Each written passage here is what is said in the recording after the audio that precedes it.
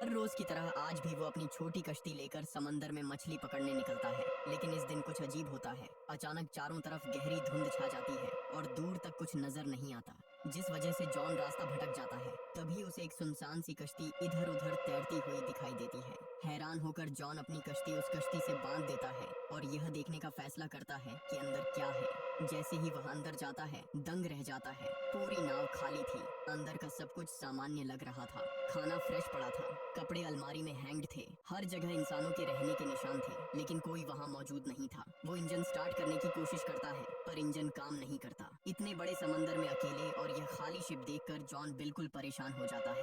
वो बाइनोक्यूलर से आसपास देखने लगता है, शायद कोई नजदीक हो, लेकिन गहरी धुंध में कुछ नजर नहीं आता। थक हार कर वो कंट्रोल रूम में जाके रेडियो ऑन करता है ताकि हेल्प के लिए सिग्नल भेज सके। जॉन रेडियो पर इस सारी सिचुएशन का मैसेज भेजता है। मैसेज भेजने के बाद वो सोचता है अब वापस अपनी छोटी कश्ती से निकल जाना चाहिए, लेकिन जैसे ही वो बाहर आता है उसकी कश्ती गायब होती है, जबकि उसने उसे मजबूती से बांधा था। अब वो और ज्यादा परेशान हो जाता है। कुछ देर बाद अचानक धुंध हट जाती है। जॉन को समझ ही नहीं आ रही होती कि हो क्या रहा है। कोई और रास्ता ना देखकर वो फिर से खाली शिप के अंदर जाता है और मैप की मदद से निकलने का रास्ता ढूंढने लगता है। अब जॉन ये समझने की कोशिश करता है कि वो कहाँ फंसा हुआ है और घर कैसे वापस जाए। मसला ये था कि उस अजीब शिप का इंजन खराब था। जिंदा बचना था तो इंजन ठीक करना ही पड़ेगा। वो पूरी शिप में टूल बॉक्स ढूंढता है और बहुत मेहनत के बाद इंजन सेट कर देता है। इंजन ठीक करने के बाद उसे थोड़ा सुकून मिलता है।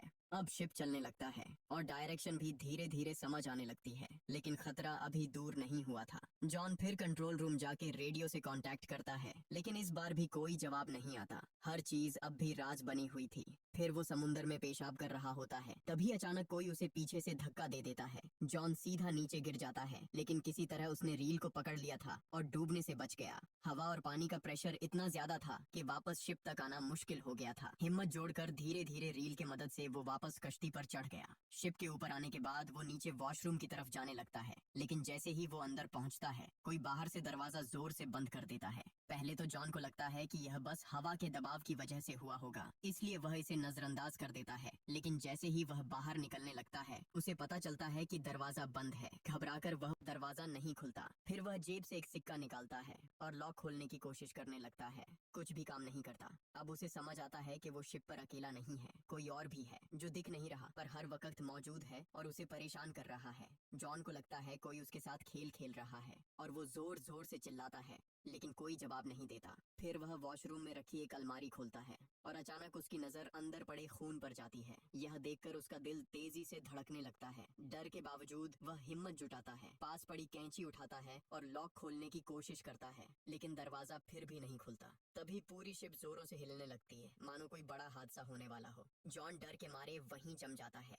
तभी उसकी नजर ऊपर एक छोटी सी खिड़की पर पड़ती है। वह कांपते हाथों से खिड़की के पास जाता है और बाहर झांकता है। दूर समुद्र में उसे एक विशाल कार्गो शिप दिखाई देती है, जो तेजी से उसकी दिशा में बढ़ रही है। कुछ ही पलों में उसे एहसास होता है कि वो बड़ी शिप सीधी उसकी कश्ती की। अब जॉन के सामने सिर्फ एक ही लक्ष्य था, किसी भी तरह अपनी जान बचाना। उसने मदद के लिए सिग्नल देने का सोचा, लेकिन आसपास कुछ नहीं था। घबराहट में उसने तुरंत अपनी शर्ट उतारी और पूरी ताकत से हवा में लहराने लगा, उम्मीद में कि शायद कार्गो शिप पर कोई उसे देख ले। लेकिन किसी ने भी उसे नोटिस नहीं किया। अब जॉन की उम्मीदें टूटने लगीं। तभी उसकी नजर खिड़की के पास लटकी एक रस्सी पर पड़ी। एक पल के लिए वो ठिठका, फिर अचानक उसके दिमाग में एक विचार कौंधा। अगर वह इस रस्सी का इस्तेमाल करे तो शायद अपनी कश्ती को रोक सके। वो जल्दी से रस्सी बांधकर बाहर की तरफ फेंक देता है ताकि यह शिप के फैन में अटक जाए और स्पीड रुक जाए। पर सीन और खराब हो गया। रस्सी इंजन के फैन में फंस गई और उसके गले में अटक गई। जॉन की सांस रुकने लगती है। वो बिल्कुल मौत के करीब पहुंच जाता है, लेकिन वो हिम्मत से काम लेता है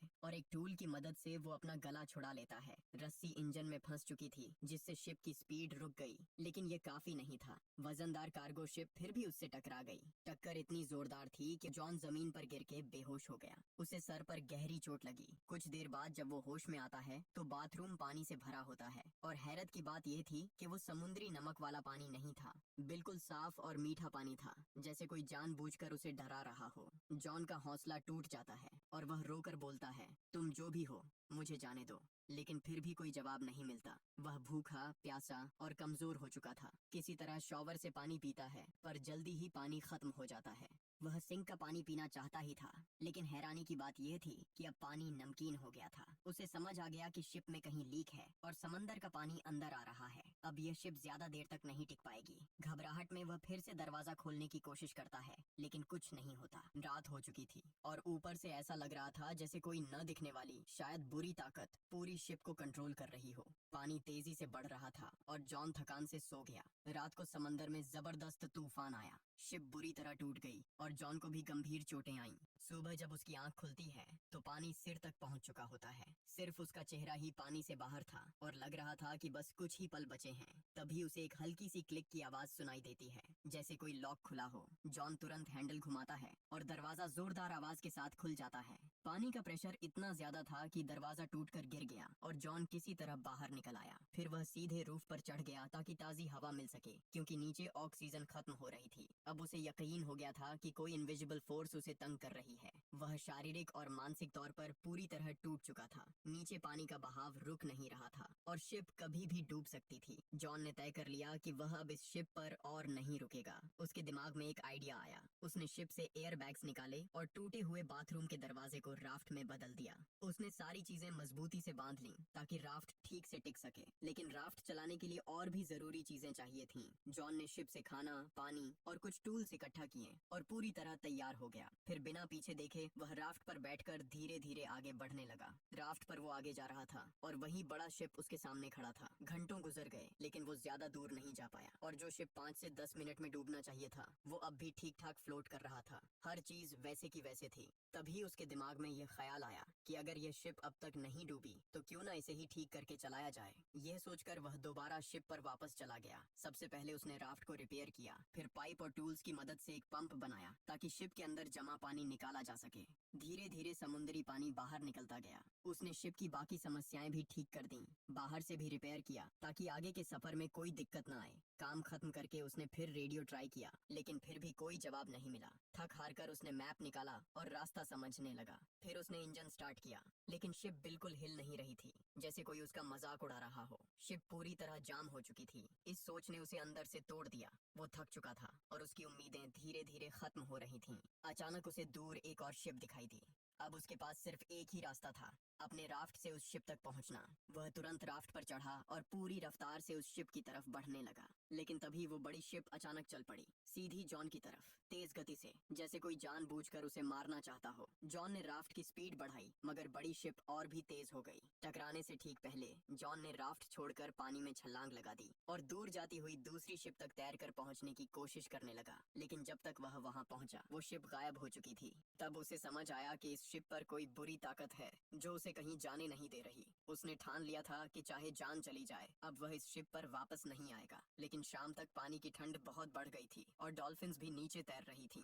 जब वह ठंड बर्दाश्त नहीं कर पाया तो मजबूरन फिर उसी शिप पर लौट आया। अब वह इतना थका और बीमार था कि सोचने की हिम्मत नहीं बची थी। बस कंबल लेकर कमरे में सो गया। सुबह जब उसकी आंख खुली तो उसने फिर तय किया कि अब यहाँ, लेकिन उसके कमरे का दरवाजा लॉक था। उसे समझ नहीं आ रहा था कि यह सब उसके साथ क्यों हो रहा है। तभी उसकी नजर कमरे के एक छोटे कैबिन पर पड़ी। जैसे ही उसने कैबिन खोला, ऊपर जाने का रास्ता नजर आया, एक छोटी सी वेंटिलेशन जहां से वह बाहर निकल सकता था। वह उस कैबिन में घुस गया, जो एक तंग सा स्टोरेज एरिया था। हर बार जब वह वहां से ऊपर चढ़ने की कोशिश करता, फिसल कर नीचे गिर जाता। बार बार गिरने से उसका खून भी निकल आया, लेकिन उसने हार नहीं मानी और आखिरकार वह ऊपर तक पहुंच गया। उसने वेंट की खिड़की खोलने की कोशिश की, पर ऐसा लग रहा था जैसे किसी ने जानबूझकर उसे सील कर रखा हो। वहां की ऑक्सीजन भी खत्म हो रही थी और नीचे का दरवाजा भी बंद हो चुका था। अब वापस जाना मुमकिन नहीं था। उसने सोचा शायद यही उसका अंतिम वक्त है। तभी फिर वही अजीब सी क्लिक की आवाज आई और उसी क्लिक के साथ वेंट की खिड़की खुल गई।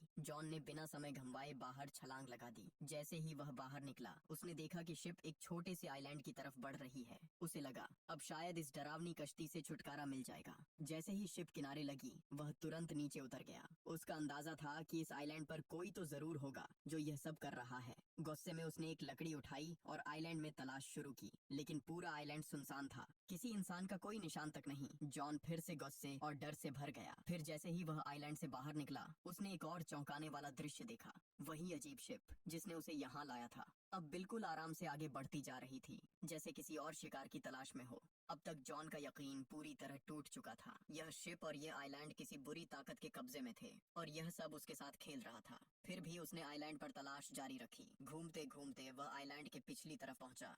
और उसकी आंखों से आंसू बह निकले, क्योंकि यह वही जगह थी जहां से उसका सफर शुरू हुआ था। उसकी पुरानी बोट भी वहीं बंधी हुई थी। सब कुछ बिल्कुल वैसा ही था जैसे कभी कुछ हुआ ही ना हो। जॉन बेहोशी किसी हालत में ये सब देख रहा था। उसे समझ नहीं आ रहा था कि ये सब हकीकत थी या कोई बुरा सपना, लेकिन जो कुछ उसने झेला वह सच था। आखिर ये शिप वापस यहीं कैसे आ गई, और इस आइलैंड की असली हकीकत क्या थी? ये सवाल अब भी हवा में लटके हुए थे। अगर आपको ये कहानी पसंद आई हो तो वीडियो को लाइक करें और चैनल को सब्सक्राइब करें। ऐसी ही रोमांचक और